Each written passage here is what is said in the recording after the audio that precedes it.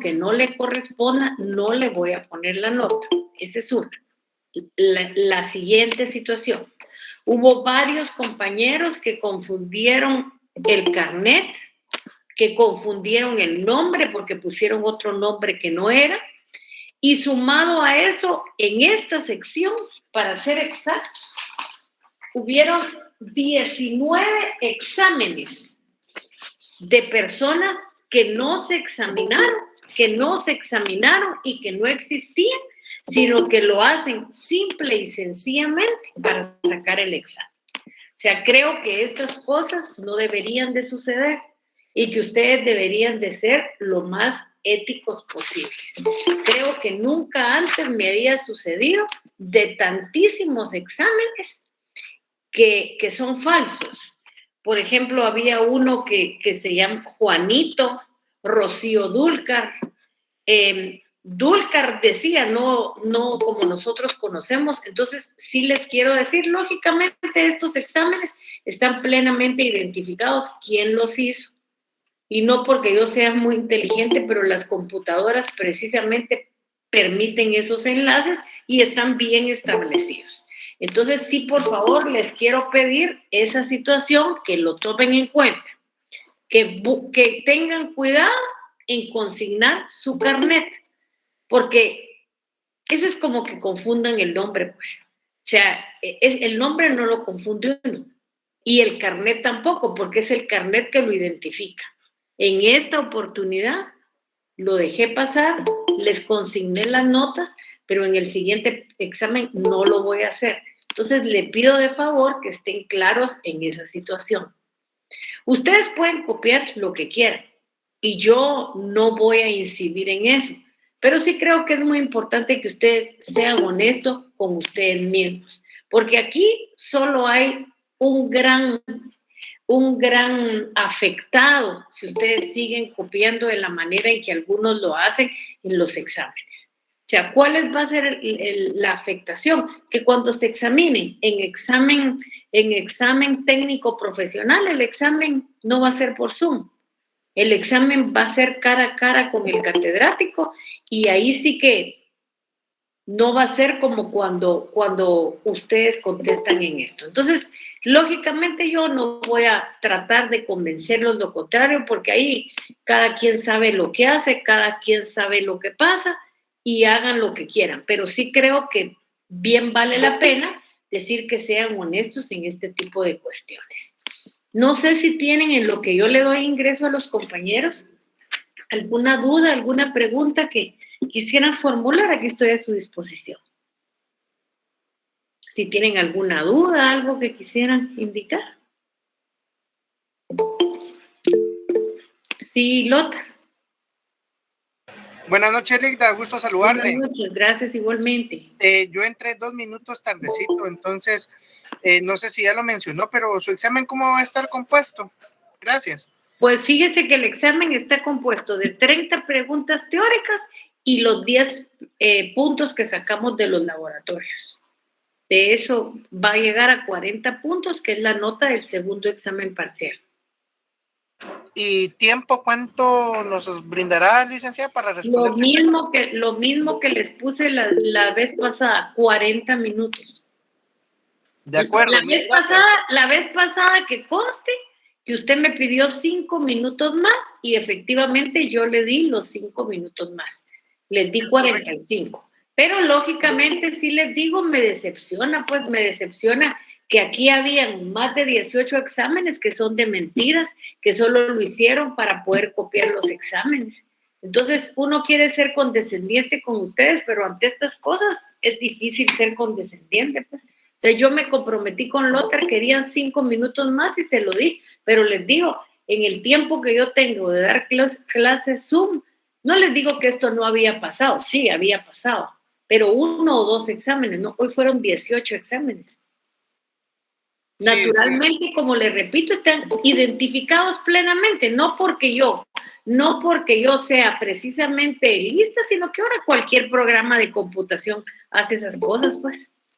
Entonces les digo, no está bien eso, pues, pero ya ahí sí que será cuestión de cada quien. Yo ya no voy a caer en esa discusión estéril porque es por gusto. No sé si tienen alguna otra pregunta, dice, pero como lo copian, si a la misma hora sube usted el parcial, pucha. Eso olvídese, claro que lo copian, están hechos para eso, entonces lo sacan y ahí está el asunto. 18 exámenes de nombres, como les digo, el primer nombre no tenía ni carnet ni sección, Rocío Dúlcar, Juanito, Agustín Guzmán y un montón de nombres que son de mentiras, ¿verdad? Pero ni modo. ¿Alguna otra pregunta más?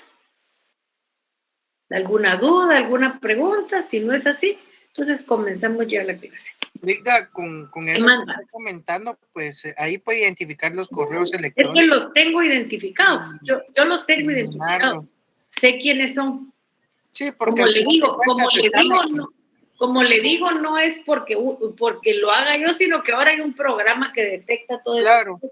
Claro, sí, porque al final de cuentas yo creo que de nada sirve, pues porque al final de cuentas si uno se pone en esas, uno pierde tiempo, ¿verdad? Entonces, pues creo que es de por gusto. Pero bueno, gracias, Lick. No se preocupe. ¿Alguna otra pregunta? Bueno, si no es así, entonces comencemos ya. Willy no quiere comentar nada, que lo miro ahí entre los alumnos. No, Licta, solamente estoy atento a cualquier instrucción suya y escuchar a los compañeros también. Bueno, no tenga pena. Entonces solo vamos a 2 minutitos más que ingreso y ya nos regresamos.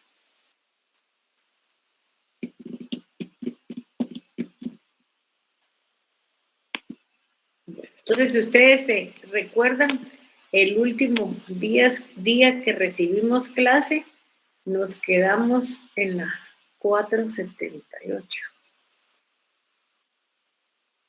Aquí está. Nosotros comenzamos viendo ese día lo que era momentos presupuestarios y vimos precisamente el primer momento que era de la preparación y hoy nos toca hablar del momento que se llama discusión y aprobación. En esta fase, en casi todos los países del mundo, en los cuales puede incluirse a Guatemala, esta discusión y aprobación está a cargo del Congreso de la República. El organismo legislativo recibe el anteproyecto de presupuesto. Quien debe conocerlo, debe discutirlo y lo debe aprobar. De conformidad con la Constitución Política de la República, en 3 sesiones consecutivas, debiendo llenar los mismos requisitos de emisión de una ley ordinaria. Luego pasa al organismo ejecutivo para que éste sea promulgado y sancionado el proyecto de presupuesto. El tercer momento presupuestario se llama ejecución presupuestaria. Aquí tenemos que nosotros tomar en cuenta y considerar que esta etapa, la etapa de la ejecución presupuestaria, es de carácter técnico-administrativo y está destinada a realizar la política fiscal y el plan financiero que el presupuesto supone. Y está encomendado en casi todos los países, y Guatemala no es la excepción, al Poder Ejecutivo. Ese Poder Ejecutivo a quien se le asigna la responsabilidad de su correcta realización.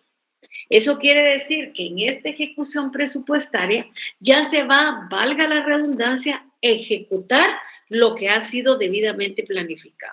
Ejecutar los gastos que deben de realizarse para satisfacer las necesidades de la población y en donde el Estado ya ha tenido la oportunidad de recaudar el dinero para poder darle cobertura al gasto público. Ustedes saben, y hemos estado hablando aquí hasta la saciedad, que el Estado debe de velar por el cumplimiento del presupuesto, tratando fundamentalmente de hacer efectiva 2 fases. La fase de la recaudación de los ingresos y la fase de los gastos. Los gastos deben de ir debidamente programados para poderlos ejecutar. Lógicamente, al ser el estado efectivo de estas dos fases, lo normal que puede suceder aquí es que toda la actividad se desarrolle según lo previsto. ¿Y cuál va a ser lo previsto? Que teniendo los ingresos ya en la Tesorería Nacional, el Estado pueda efectuar sus gastos que programó y ejecutó. Eso es lo normal. Pero como en toda situación pueden darse también situaciones anormales. ¿Y cuándo puede consistir esto en una situación anormal? Pues esto lógicamente, puede ser cuando se da la falta de disponibilidad de caja o en un momento determinado hay exceso de los recursos. Aquí dice numerarios, pero son de los recursos monetarios. Permítanme que los voy a cambiar de una vez. Recursos monetarios. Permítanme también que me voy a detener porque voy a ingresar unos compañeros.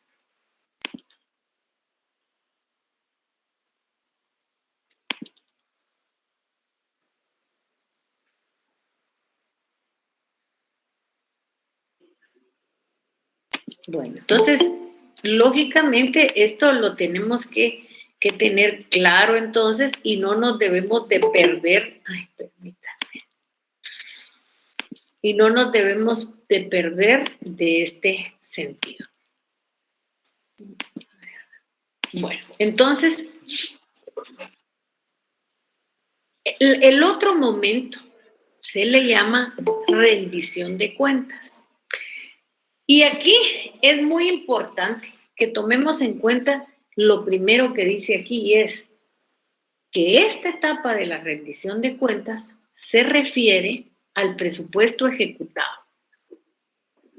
Y lógicamente aquí, ¿por qué ejecutado? Porque si yo lo que voy a examinar y fiscalizar y voy a pedir la rendición de cuentas, lógicamente los gastos ya tuvieron que haberse efectuado. Y si los gastos ya se efectuaron, no puede ser en un presupuesto que todavía está vigente, sino lógicamente tiene que ser un presupuesto que ha sido debidamente ejecutado.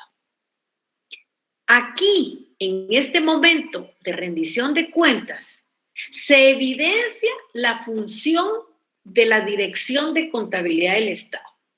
La Dirección de Contabilidad del Estado es precisamente, valga la redundancia, a la que le corresponde el registro y el control contable de la ejecución del presupuesto del ejercicio fiscal fenecido. ¿Y en qué consiste ese trabajo? Glosando las cuentas de ingreso y egreso. Y también participa la Tesorería Nacional, que es la encargada de controlar los fondos, valores públicos, porque es el que hace los pagos de toda la administración. Entonces, tenemos que tener bien clara esta situación.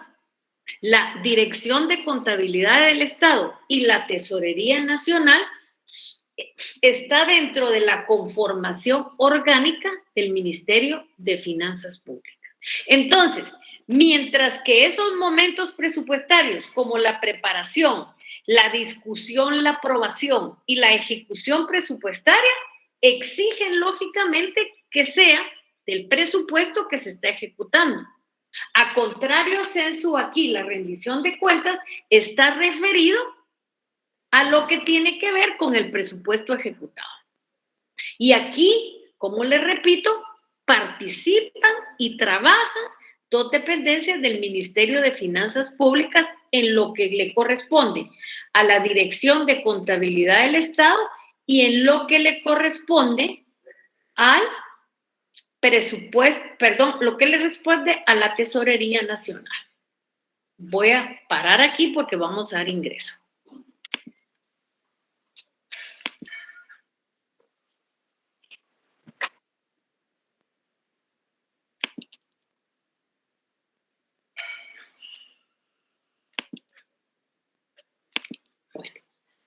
Continuemos entonces. Disculpen la interrupción. Ahora vamos a ver lo que es el control y fiscalización del presupuesto público. Para eso, la doctrina se ha puesto de acuerdo y dice que son 3 formas las que existen de poder controlar el presupuesto público. Hay un control político, hay un control administrativo y hay un control técnico financiero. Entonces, repitiendo, cuando hablamos de control y la fiscalización del presupuesto, hay 3 maneras de controlar y fiscalizar el presupuesto. A ver, ¿cuáles son esas maneras?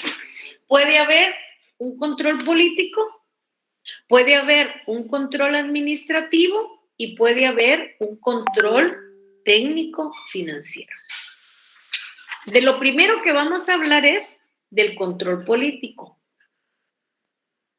Ese control político es ejercido por los diferentes partidos políticos que están representados en el Congreso de la República, que se refieren a todas las manifestaciones públicas de control que pueden hacer los diputados y representantes de las instituciones a representantes, perdón, aquí dice y es hacer los diputados a representantes, les vamos a cambiar de una vez, a representantes de las instituciones de derecho público sobre el buen o mal manejo de los fondos públicos. Y para eso nosotros tenemos en nuestra legislación la figura de la interpelación. Y eso está en la Constitución Política de la República de Guatemala, concretamente en el artículo 165J. ¿Qué dice el 165J? Si alguien me quiere ayudar, yo encantada. Si no, dice atribuciones. Corresponde al Congreso de la República. J. Interpelar a los ministros de Estado. Luego nos habla del 166 y dice, interpelaciones a ministros. Los ministros de Estado tienen la obligación de presentarse al Congreso a fin de contestar las interpelaciones que se le formulen por uno o más diputados. Se exceptúan aquellas que se refieren a asuntos diplomáticos u operaciones militares pendientes. Las preguntas básicas deben comunicarse al ministro o ministros interpelados con 48 horas de anticipación. Ni el Congreso en pleno, ni autoridad alguna puede limitar a los diputados al Congreso el derecho de interpelar, calificar las preguntas o restringirlas. Cualquier diputado puede hacer las preguntas adicionales que estime pertinentes relacionadas con el asunto o asuntos que motiven la interpelación. Y de esta podrá derivarse el planteamiento de un voto de falta de confianza que deberá ser solicitado por 4 diputados por lo menos y tramitado sin demora en la misma sesión en una de las 2 inmediatas siguientes. Efectos de la interpelación. Cuando se planteare la interpelación de un ministro, este no puede ausentarse del país ni excusarse de responder en forma alguna. Si se emitiera voto de falta de confianza a un ministro aprobado por no menos de la mayoría absoluta del total de diputados al Congreso, el ministro presentará inmediatamente su dimisión. El presidente de la República puede aceptarla, pero si se considera en Consejo de Ministros que el acto o actos censurables al ministro se ajustan a la conveniencia nacional y a la política del gobierno, el interpelado podrá recurrir ante el Congreso dentro de los 8 días a partir de la fecha del voto de falta de confianza. Si no se hubiere, se le tendrá por separado. Si no lo hiciera, se le tendrá por separado de su cargo e inhábil para ejercer el cargo de ministro de Estado por un periodo no menor de 6 meses. Si el ministro afectado hubiera recurrido ante el Congreso, después de oídas las explicaciones presentadas y discutido el asunto y ampliada la interpelación, se votará sobre la ratificación de la falta de confianza y así efectivamente también habla el 168. Entonces, esa figura de la interpelación está en el artículo 165, inciso J, 166, 167 y 168, mediante el cual un funcionario público puede ser llamado al Congreso de la República para que dé explicaciones de su función. Perdonen, vamos a detenernos un poquito, voy a dar ingreso.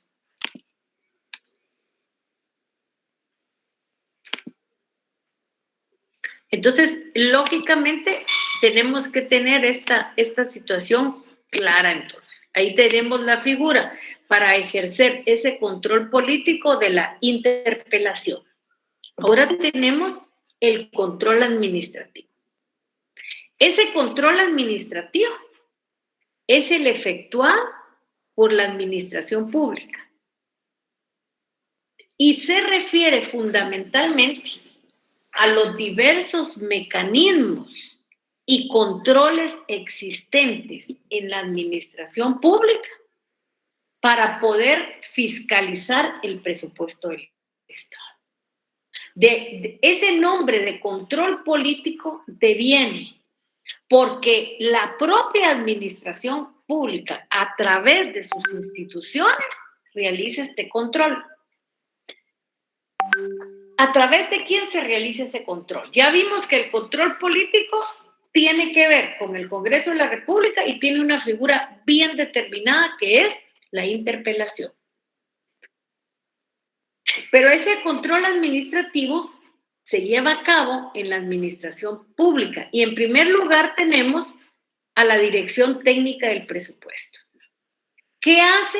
Primero tenemos que saber que la Dirección Técnica del Presupuesto es parte del Ministerio de Finanzas Públicas. Y esta dirección tiene como obligación principal la elaboración del anteproyecto de presupuesto. O sea, esta es la dirección que recibe de todas las oficinas del Estado los anteproyectos para ya unificarlos y elaborar un solo presupuesto. De ahí hay otra dirección que forma parte del Ministerio de Finanzas Públicas que se llama Dirección de Contabilidad del Estado. Y esa Dirección de Contabilidad del Estado está relacionada con la manera en que se van a realizar los gastos. O sea, ¿qué revisa la Dirección de Contabilidad del Estado? Que los gastos efectivamente hayan sido autorizados y que exista el dinero para poder realizarlos, porque de esa manera se cumple con la función principal del Estado. ¿Y cuál es la función principal del Estado? De satisfacer las necesidades de la población. Luego tenemos la Tesorería Nacional.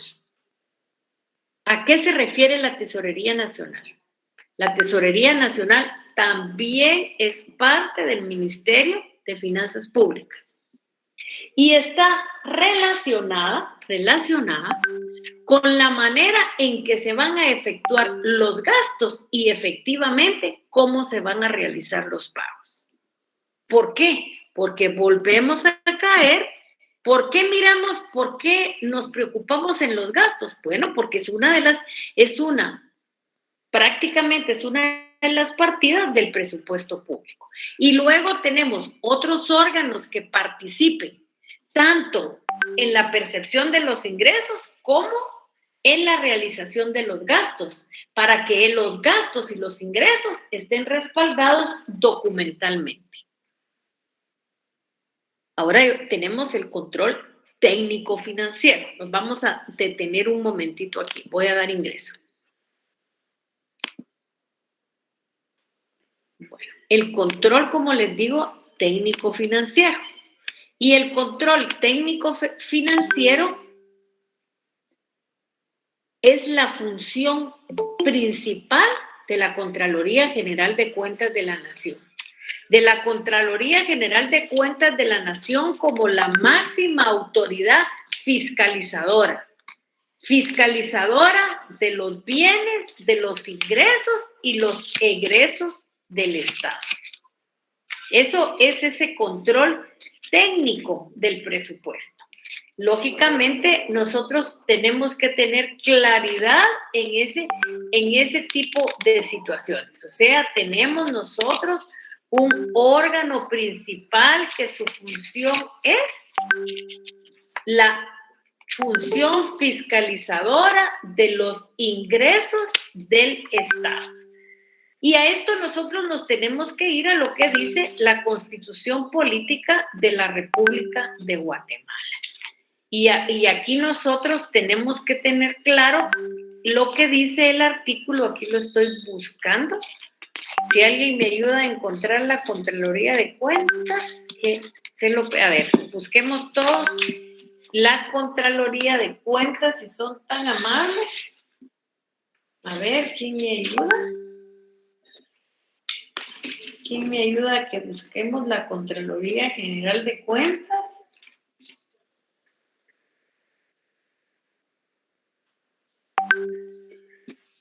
A ver, ¿dónde encontramos? ¿Quién me ayuda a buscar la Contraloría General de Cuentas? A ver, la tenemos por ahí. 232, licenciado. Vaya, ¿qué dice el artículo? A ver, ayúdeme a leer usted el 232 si es tan amable. A ver, leamos. Artículo 232, Contraloría General de Cuentas.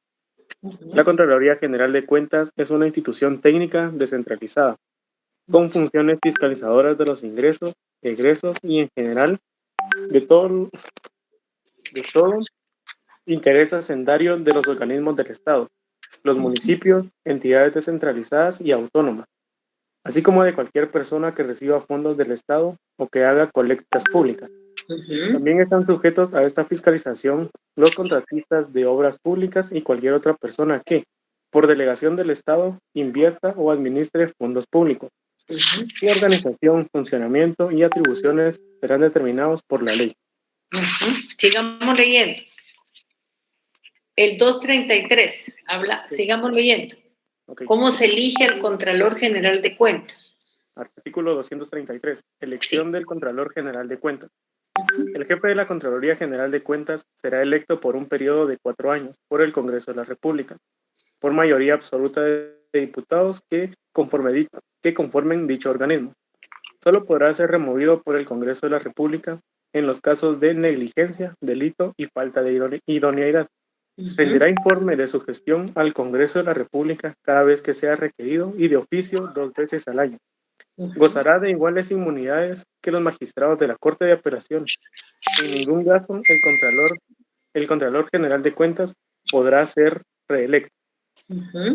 El Congreso de la República hará la elección a que se refiere este artículo de una nómina de 6 candidatos propuestos por una comisión de postulación integrada por un representante de los rectores de las universidades del país, quien la preside.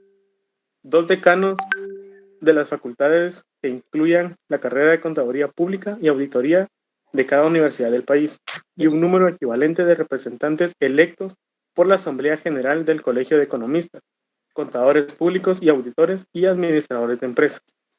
Para la elección de candidatos se requerirá el voto de por lo menos las 2/3 partes de los miembros de dicha comisión. En las votaciones, tanto para integrar la comisión de postulación como para la integración de la nómina de candidatos, no se aceptará ninguna representación. Bueno, ahí luego están los requisitos y las facultades.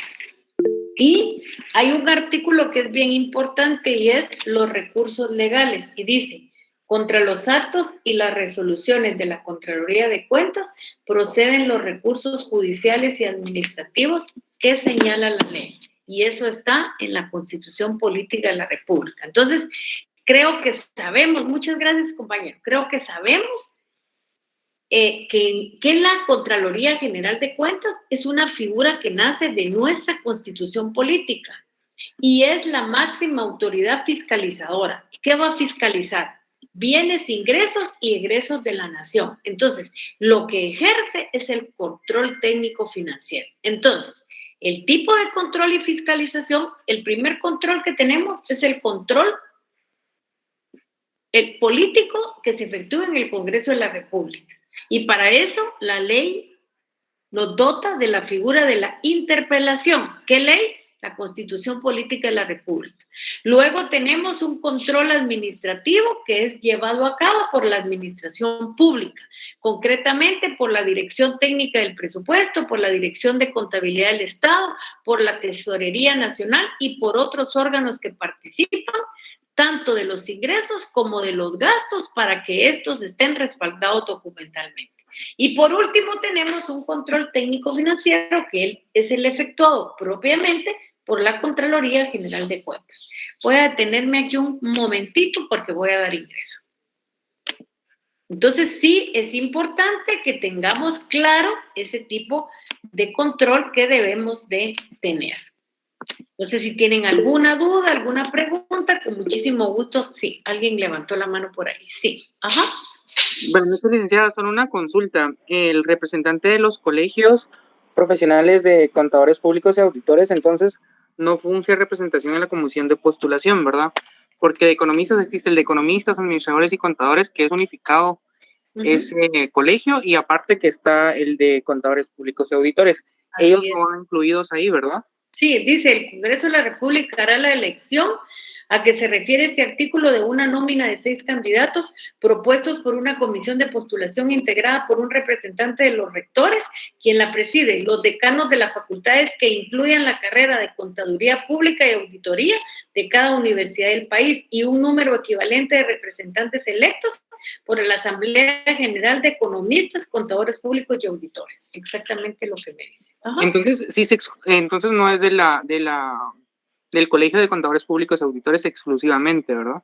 No. Es de Contaduría Pública y Auditoría y Economía. Es que esta constitución no se habían partido todavía cuando ya se dio esa situación. Ok, yo tenía esa confusión, Ligda, gracias. No tenga pena. No sé si tienen alguna duda, alguna pregunta más. Aquí estoy para resolvérselas. Ligda, y regresando, perdón, con el presupuesto, cuando usted dijo que nosotros teníamos como que la función de consultar o verificar la ejecución de los programas, únicamente se hace por SICOIN, ¿verdad? La ejecución. Ese es el programa, SICOIN, efectivamente. Ajá. Y con los usuarios de prensa, únicamente se pueden realizar de esa forma. Sí, y también me imagino, no me imagino, sino también con las mentadas UNIP, que son las oficinas de información pública, que usted puede pedirlo al Ministerio de Finanzas Públicas y están obligados a darle la información que usted solicita. Okay. Ligda, ¿y ellos tienen alguna fecha o algo así donde tengan la obligación de subir eso al portal? Por ejemplo, lo que publicaron en enero, o sea, no tienen fecha, pero supuestamente la deberían de subir el primer día del año donde va a comenzar a tener vigencia el presupuesto. Ah, ok. Muchas gracias. Y ahí ir subiendo los gastos, cómo se va a ir ejecutando y cómo se va a ir disminuyendo el presupuesto del Estado. Ok, es que sí, por ejemplo, muchas veces en las CODEDES ejecutan todo lo de 6 meses y en todos esos 6 meses los gastos que ejecutaron nunca los suben. Así es, pues deberían de subirlos, como le digo, conforme se van haciendo los pagos, ¿va? Porque ahí es donde va disminuyendo los ingresos. Ah, ok. Gracias, licenciada. No se preocupe. ¿Alguna otra pregunta, alguna duda? Bueno, hasta aquí llegaría el segundo examen parcial. O sea, lo que va a incluir en el examen parcial es todo el punto 5 que tiene que ver con los tributos, que es un punto verdaderamente extenso, y luego el punto número 6, que es el presupuesto público. Esos serían 30 puntos porque los otros 10 es el puteo que sale de la parte práctica. Entonces, si no hay ninguna pregunta más, yo me quedaría aquí para no entrar en confusión. Hasta aquí el examen. Ligda, ¿el punto 6 aún no lo han enviado? No lo hemos enviado. Mañana a primera hora se les estará enviando. Gracias, licenciada. Muy buenas noches. Entonces, aquí nos Sobre quedamos. las leyes no va a ingresar absolutamente nada. ¿Qué manda? Sobre las leyes no va a ingresar absolutamente nada. Lo que pasa es que todavía no he hecho el examen. Yo lo voy a hacer este fin de semana, pero como se supone que ustedes ya leyeron las leyes y ya hicieron los laboratorios, o sea, prácticamente ya están preparados si bien viniera algo de práctica. Ok, muchas gracias. No se preocupe. Felices vacaciones, muchas gracias. Digo que primero Dios nos vemos una semana después de la Semana Santa. Así que estén bien y cuídense mucho para la Semana Santa y primeramente que todo nos va a salir bien. Para los que tengan examen extemporáneo, que yo le pido a Dios que no hagan examen extemporáneo, pero siempre se queda, lo vamos a hacer después de que terminen sus exámenes.